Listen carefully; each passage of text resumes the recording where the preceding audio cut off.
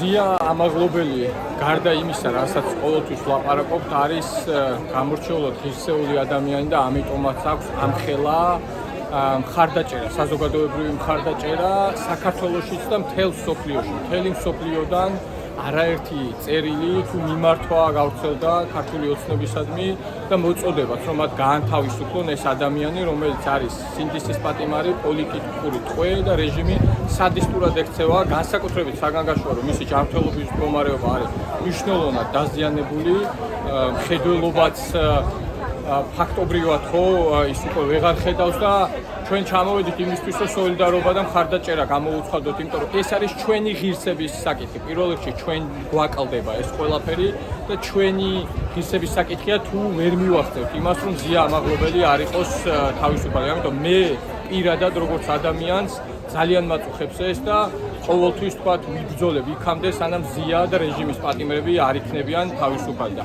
ზია არის მაგალითი იმისი, როგორ უნდა იბრძოლო და მისი მთელი განვლილი ცხოვრება, ეს ძალიან მნიშვნელოვანია, რომ ყველამ დავინახეთ, თქვათ, როგორი ცხოვრებით ცხოვრობდა ის და აუცილებლად ყველანი საზოგადოება ვიდგებით მის გვერდში.